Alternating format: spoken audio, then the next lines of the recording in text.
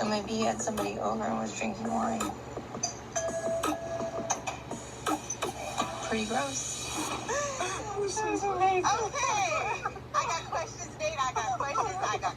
That was hilarious. So listen, let's talk about these wine glasses. What about So, What about They were dirty, Nate. So clearly, They were you had dirty. wine with someone, correct? Yeah. Okay. So how long had it been since you had a hot date over at the house before you got married? Honestly, as soon as I started going through the process of applying, that's when I got serious. So I've been single for 5 months So before you I had got wine married. glasses in your cabinet for 5 months? Yes. What is your number one?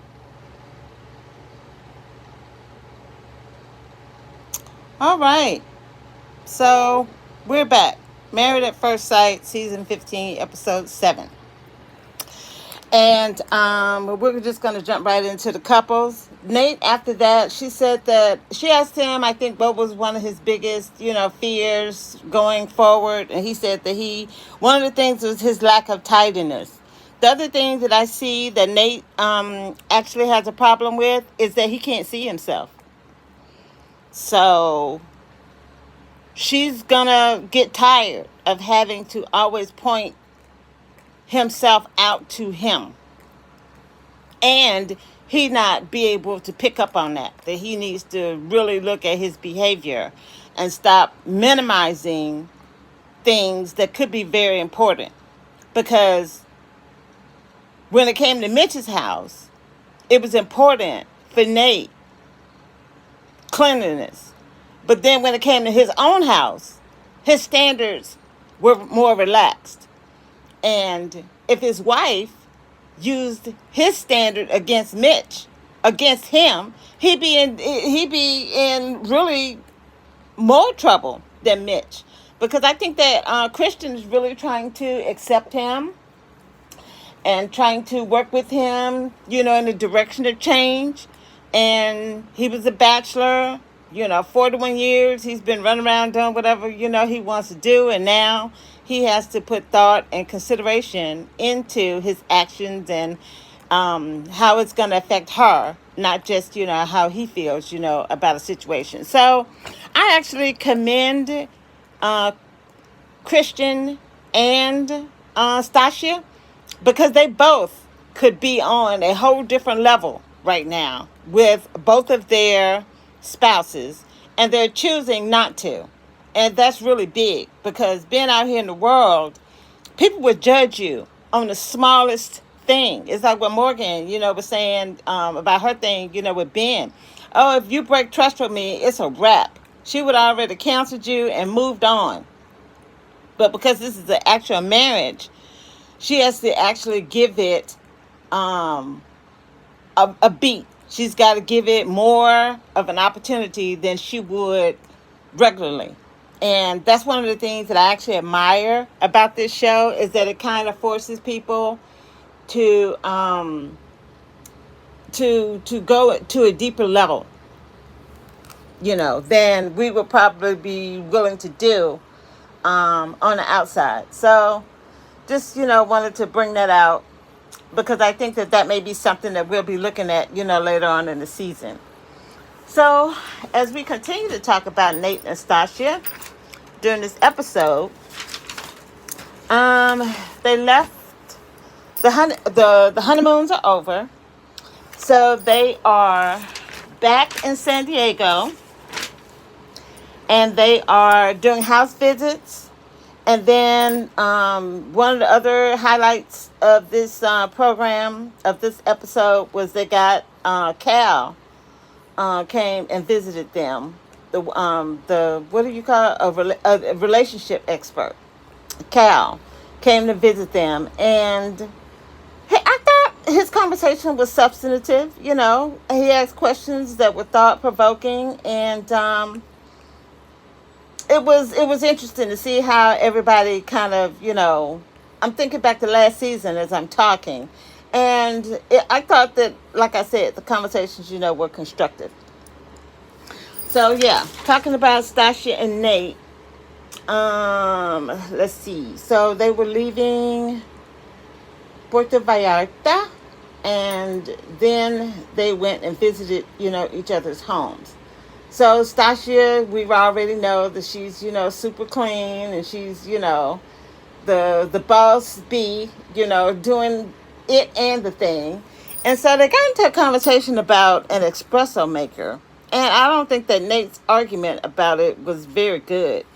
She was saying that she wanted to go ahead and buy a machine because she drinks coffee every day, and she thinks that it'll be economically and just more comfortable for her to get an espresso machine. And so he's trying to rationalize whether or not the investment in the espresso machine is going to be more beneficial than her buying coffee every day. And the math that they did, her buying the machine still ended up being cheaper than her buying coffee at the Starbucks or whatever, every day. And he just didn't want to let it go, which was ridiculous. And it just shows me a level of stubborn, he may have like female issues, because of his whole mother, thing. He may not value women the same way, especially, on a wife level. Because when Carol came over, Stasia brought up having kids. And she said that she saw some discomfort, with Nate. And he felt like, that would be like a huge upheaval in their lives when this is already like a lot that he has to deal with. And then he's like, oh, wow, you mean to tell me a year later you want me to move into this whole different, space? And Cal had to help him think about, okay, she makes more than you. She makes like 2 times more than he does. And she's not tripping about money. So he's like, well, why are you tripping about money? Because she's not like, I got it. She's like, we got it. We're good. But in his mind, well, I don't have enough. I'm not where I want to be. I want to be making X, Y, and Z before I move to this step. And they're already at the step, So he told Nate that he didn't feel like he was thinking like a married person. And Nate's lack of awareness is a big hindrance, to him. I mean, I'm scared that by the time he gets that he's in trouble, it's going to be too late because he was too busy not paying attention and not taking things, seriously. I mean, in that after show that I was showing you guys, he was talking about Justin. And he was saying that Justin was the person who he would take advice from the least. He feels like Justin is too emotional, and that he's not really in touch, with reality as it pertains to the way that most people, see things. And that's a difference with Justin. I'm very sensitive. So when I see this dude crying all the time, I couldn't see myself. And people, telling me, well, why are you crying? Stop crying. Shut up. And they would call me a crybaby. But apparently something hurt my feelings. And that was the way that I was expressing it. So as you look at some of these other YouTube people, talking about this, I actually don't watch like I did, last season, because I really understand that a lot of black people have a lot of negativity, towards other black people that they consider, to be weak.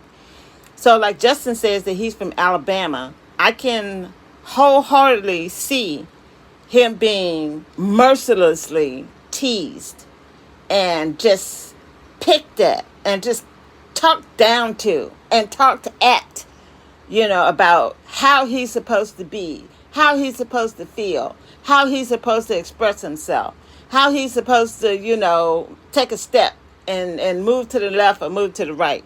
So for him to even be at this point in his life where he can assert himself like he did with his brother, I think, actually shows a lot of growth, with him. So yeah, Nate needs some sensitivity. So the thing that he sees in Justin that he thinks is weakness is something that he needs so that he can form a deeper relationship with his wife. And like I said, this is something, I'm going to be, looking at. So what else? So when they were, she showed a scene where she woke up and he left the toilet seat up. And in his mind, he's only done it, like a couple of times. Well, like one or maybe two times, like on the honeymoon. But I think he does it more than that. And he just doesn't see it, you know? So, they do have different ideas when it comes to comfort and relaxation in the home, because Nate was saying that he could come in from having a extra active day and would just come home if he needed to and take a nap. And she was like, oh my goodness, you mean to tell me you would get in the covers sweaty and dirty? I hope not. So that's interesting. Would he just go and lay on top of the bed, and take a nap? Or would he just, crawl right on in it, without showering, and changing? So that wasn't part of the conversation, but you could see it, all over her face as he was, communicating himself.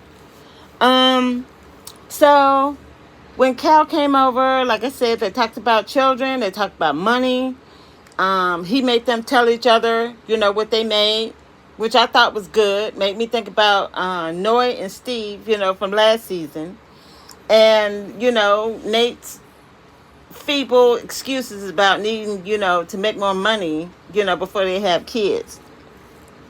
And so her thing was, she felt like the conversations that they've had have been nice, but they plateaued at a certain point.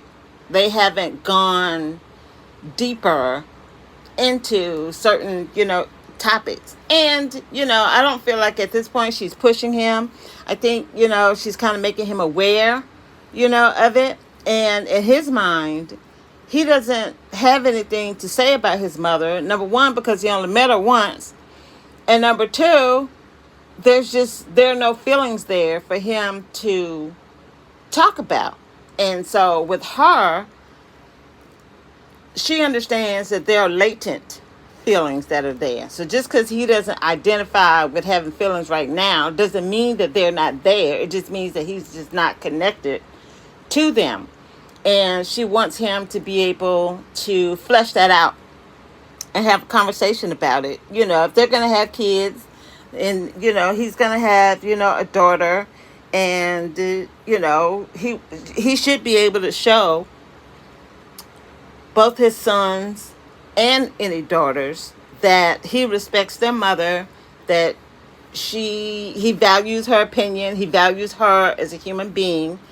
And I think she feels that in order for him to kind of become that whole next person, that it would be helpful for him to kind of explore some of his feelings, about his parent, who wasn't there. I mean, he's got to be feeling some kind of way about that, even if, he doesn't have any maternal, oh, this is my mother, feelings, for her. So he's feeling some kind of way about it. He just hasn't taken the time to really, like I said, connect himself, to it. So she said that she wants to know, because they have such similarities, with their childhoods and so on and so forth, she wants to know that when he's communicating with her and he's letting her know that he understands and he identifies with where she is at the point of that conversation, she wants to know how.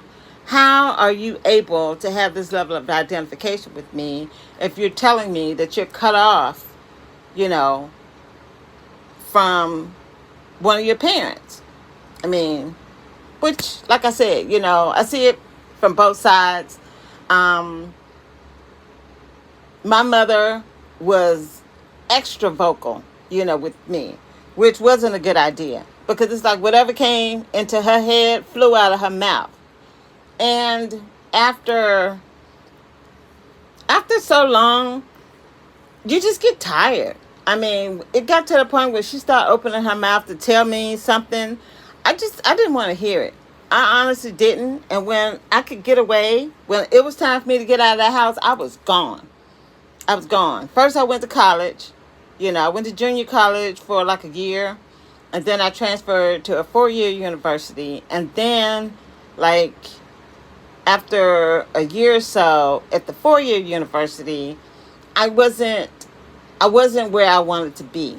And I needed to shake my life up. And so I joined the Army. And it was shocking. It was, life changing. I wish I knew then what I know now. Um, I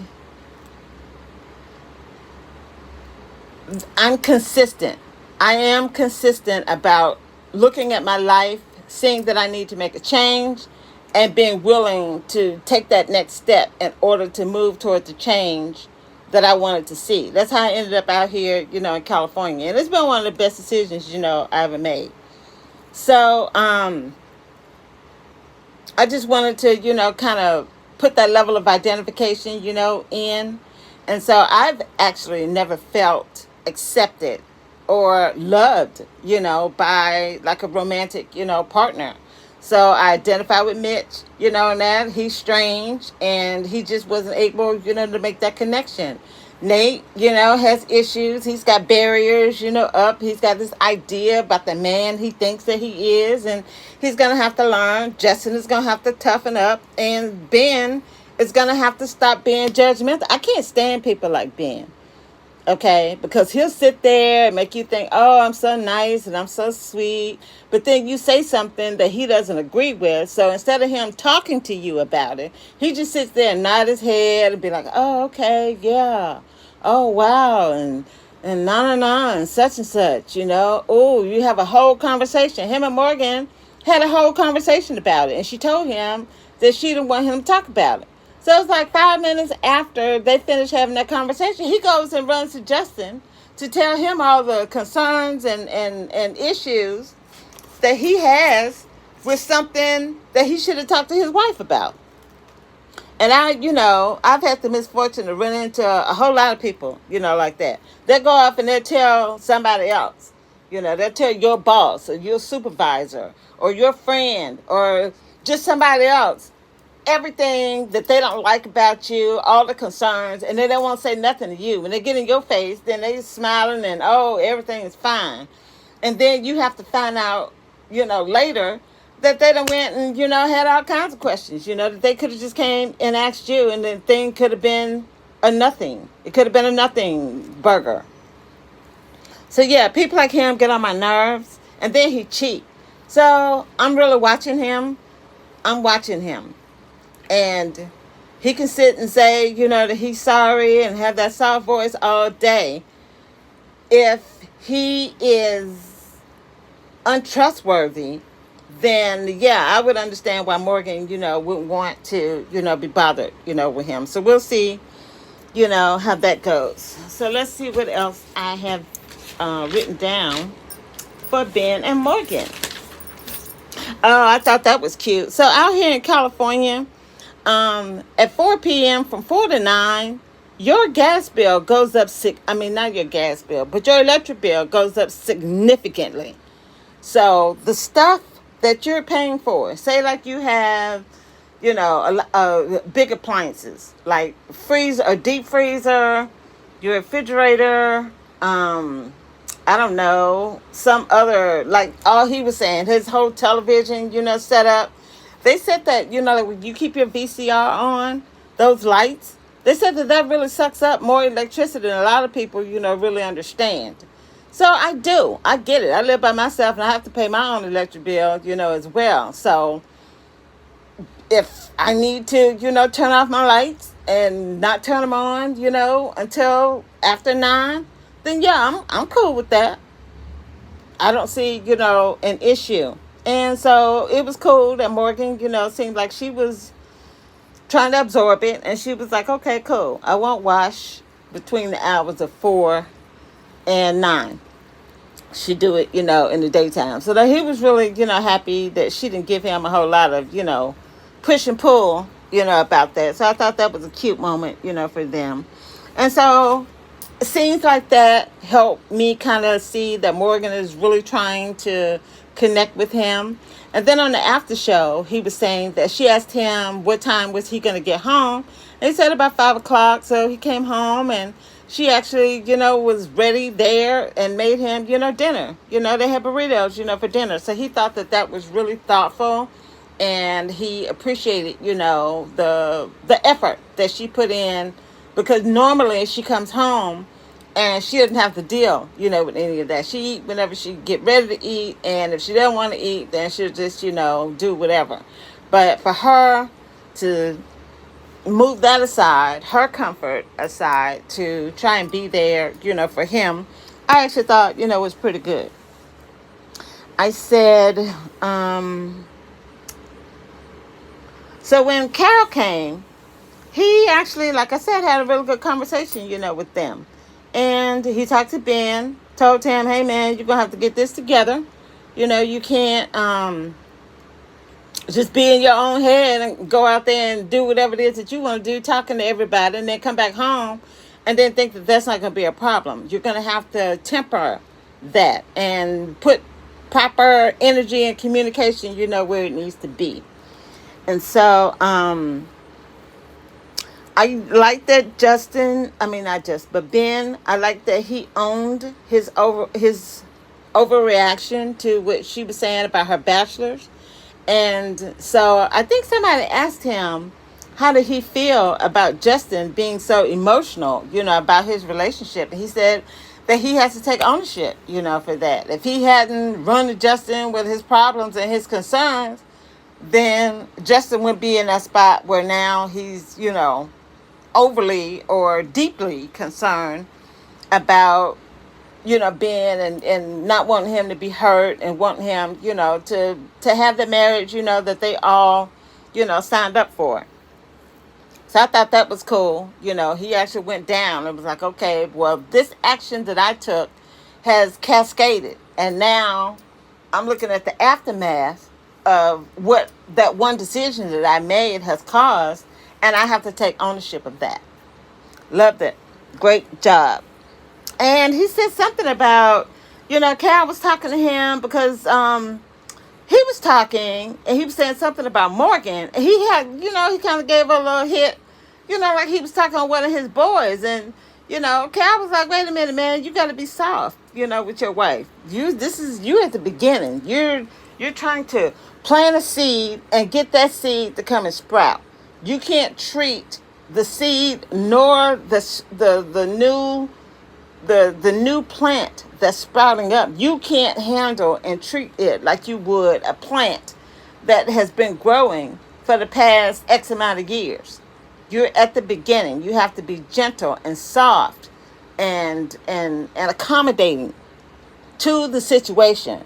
So I thought that was, a really interesting moment. And trying to get Ben out of his head about YouTubing intimacy when you're in intimacy. You don't have to YouTube it. You're here. You can talk to her. He can talk to the experts. He can communicate and work his way through it. And I don't think that YouTube videos are bad. But it's nothing that he should be just relying on. Oh yeah, well I can just YouTube it. No, cousin, you're gonna have to put more creativity in being able to connect your brain and your heart to intimacy, with this new person that you brought, into your life. And Cal said that they have to learn how to be married. I thought that was a very good piece of information, that a nugget, that he dropped on them so that they can marinate, on that. Okay. So, who are we moving to now? Mitch and Christian? Let's go. So, like I said, they did the home visit, and Mitch didn't have a good visit. I actually have to go back, if I can, and go look at, I think it was Dr. Pepper who went over to his house. And I have to go back and look at that and see if it was the same. Because I didn't remember it being as as challenging as it was when he was there, with Christian. And to her credit, I mean, again, somebody going into Mitch's house, they'd be like, okay, yeah, I can't deal with this. This joker, he 41 years old, he got this, and he can't, do any better than that. And she's not treating him like that. She really is, and what I'm seeing, from her, really giving him an honest opportunity to pivot and make a change. I think that's so valuable, and I really hope that Mitch takes this opportunity because it's going to be challenging. I mean, it's really going to be something for him to meet someone that's going to put up with his peccadillos. I'm going to put it that way. So in Christian's mind, she, like I said, is wanting to accept Mitch. She feels like he is a person that she can fall in love with. Very positive. And this is something that Dr. Viviana or one of the sex experts would have came up with. But I think Christian came up with this on her own. She had like this intimacy jar. And she had these little things, in there. Okay, if you do this, then I'll do X, Y, and Z. And the expiration date on this is never. And then she had another one where it was like, okay, this is good for one bubble bath, one combination, bubble bath. And it expires tonight. I thought that was really, cute. It got the job done. Her and Mitch, were intimate. And now she and he can work on other things, in the relationship as they start to fold all of these new aspects, into it. So I said that Cal's visit was money, sex, love. Oh, yeah. So Cal was talking to them about love. And he was like, oh, okay, so nobody's been throwing the L word around. And it was like, nope, not here, not with us. And so he was saying to them that leave it on the table. Just because it's not something that you guys are interested in, shouting off the rooftops about it, now, doesn't mean that, this won't potentially come up, in the future. And I want this roaming in your mind so that it's not something that's going to prevent you from being able to step into that moment, when and if it happens. And he said that they will probably already be in love by the time that they even realize that they're in love. He just doesn't want them to run away from that realization once it hits them, especially Mitch. I mean, he looked like he was sick to his stomach. And Cal was like, okay, Mitch, you all right? Your face is not, he really looks sick. I mean, he has this thing, about love. So watching that, as it goes forward. So, yeah, and Christian's dog, Luna. I like pugs. I've actually had a chance, to be around somebody that had a pug. They are cute. They are cute when you're around them, but they have a hard time breathing. I do appreciate that they're in San Diego where there's a lot of humidity, in the air. And that actually helps breathing. It helps it. But Luna's getting old and she's having, allergy issues. And like I said, because of the way that their nose are fashioned, they have respiratory, issues. And so we hope that Mitch and Luna will be able to cohabitate, with each other. It's going to be, interesting. Lindy and Miguel. We found out that Miguel can cook. So I think I like Miguel has a lot of positives, that I really, really appreciate. My thing with Miguel is him being so wrapped up into his feelings. So I think that he and Lindy are in two different realities when it comes to how they see the potential of marriage past 2 months. And it seemed like he kind of got some of what, she had been saying, on the honeymoon, because he came up with vow renewal day instead of decision day. And it was something that she was really able to receive because it gave a positive connotation to a time that may be fraught with intense emotions, and she doesn't want to have a weight around her neck when it comes to thinking about decision day. She wants it to be as organic as possible. And then this is the thing, I think that, again, they're on two different planes, because when Cal came over and he was asking about that, he understood what she was talking about. And she told Miguel that, say she made him mad. She said something, that he didn't agree with. He didn't like the way she said it. And, it was right after work, and the colleague, he got passed over for a promotion. Anything could be going on. And she coming in with her craziness. And if he's in his feelings to the point that when he looks at her, because she's in a bad place at that moment, it changes the way that he feels about her, then she could see that as a problem. And he doesn't see it the same way. So she was saying to him that if you have those kinds of issues that come up, just take a step back before you come to me.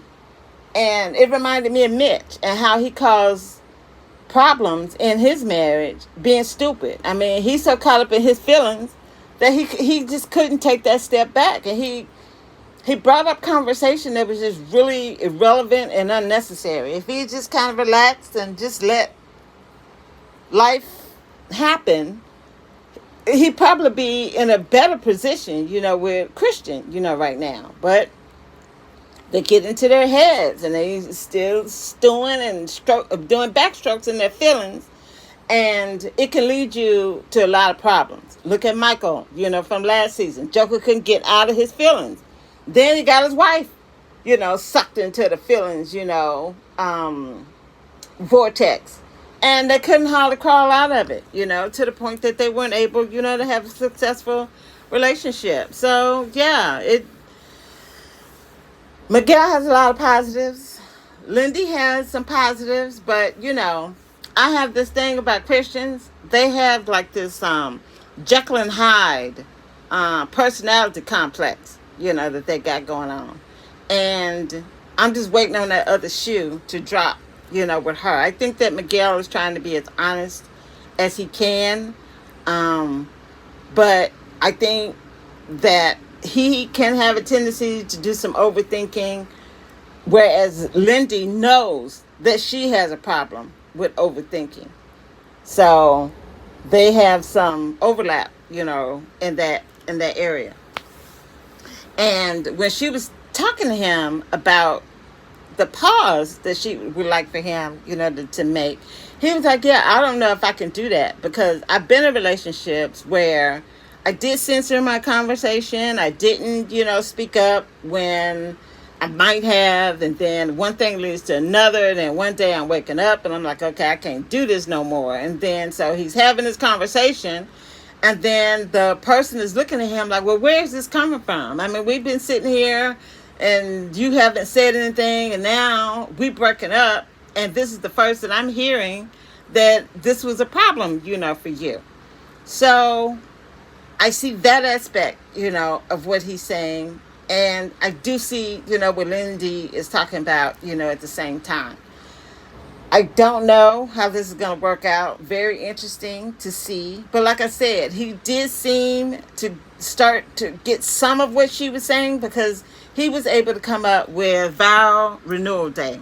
I love that. That was really great, and it solved the problem. And if he can continue to do that kind of stuff, then they actually, have a chance. They have a chance to make it. So he wants her to be unapologetically authentic, because that's exactly what he's going to do. And he's been doing it. So I think Lindy has been trying to do appeasement. So we'll see where she is in her authenticity, and not being able to, and not wanting to apologize, for who she is and how she feels and where the point in life, that she's arrived at. So Cal wanted to temper Lindy waiting, for the fight. She wants the fight to happen. She wants to see, the conflict. And he's like, yeah, it's coming. You don't have to do no witchcraft or anything or, any conjuring. It is going to come. So don't welcome trouble. I thought that was very insightful, for him to say to her, because I can see the worry. I can see the worry that she's putting herself through when it's nothing really that she can control other than just trying to, be a decent, human being, to her husband. Okay. I did say that. Oh, so yeah, before they left the honeymoon, or is after they came back from the honeymoon, she said, oh, well, I just found out that I snore. And she was like, well, maybe it was because I was tired. He said, no, you snored on the honeymoon too. And my thing is, well, why did he tell her that on the honeymoon? Why did he wait until after they got back from the honeymoon to tell her that information? That was kind of stupid. It kind of reminded me when he went in the bathroom, knowing that she was in there and knowing that there was another bathroom that he could have just went to. Like, well, just go use the other bathroom. Why are you in here messing with me when you know that I'm in here? Just ridiculous. And he has moments that make me just look at him like, really? Seriously? This is where we're going? Okay, Miguel. So, I think that's it. That's what I have written down, for them. Okay, so I think that we're at the last couple, Alexis and Justin. Yeah, okay. Still scared for Justin. I am afraid for this man. Oh, my Lord. So they had the conversation about what they think life would be like, once they got into the apartment, together. And he did bring up his concern about his dog. And he should have went with that. He actually should have took more steps to try and make that as seamless as possible. And I think the comfort level that they're at with one another has pressurized this situation. So when the dogs, the dogs weren't fighting. One dog attacked the other dog. And she had to take her dog to the vet. And he came back with stitches. And apparently, when she and Justin were in the room before she took the dog to the hospital, he has communicated to her that, if necessary, he's willing to give up Maya, his dog, in order to keep peace in the house and, what in his mind at that time may have been do the right thing. So then he took his dog up to a training facility outside of the city, and she's going to be up there for 2 weeks being trained. And so Alexis's dog has a collar and stitches. So I think she said in about a week or so, then the dog should be on that level of road, to healing. I don't know if they're dissolvable stitches or if they are the kind where you have to go and have them cut out. I think they probably just dissolve and come out, on their own. So, let me see. I have for Justin, it's not realistic. Oh, okay, yeah. So, when when Cal came over, they had the discussion, about the dog. And for Alexis, she feels that he left out information about Maya's history that he should have at least told her, no matter what the situation was, she still wanted that information. And in his mind, she wasn't at fault for the altercations that she was in. So therefore, he didn't feel the need to tell her about it. And now that's causing her to feel some kind of way, because it's like, well, how am I supposed to know that when we have finished with the conversation that it's really a period and not a comma, you know? Because right now you're giving me comma energy when I thought that there was a period. And so he gave her even more comma energy when he told her that it's going to be hard for him to make that decision to let Maya go if it gets to that point. And she's like, well, I thought you had already made this decision. See, that's the difference between a period and a comma. So she can't deal with that because she needs more certainty when she's listening to what he's saying to her. And he needs to marry those two things, you know, up together. And withholding information that she needs can be a potential problem for Justin. And he's going to have to think about that. I mean, all these people are used to living by themselves. They're not used to having to account to another person about all the stuff that's going on in their heads and how they have to sift and separate so that they know what's appropriate to share and what they need to hold on to until they come to a better understanding so that they can have, you know, those kind of conversations. So, really interested to see how this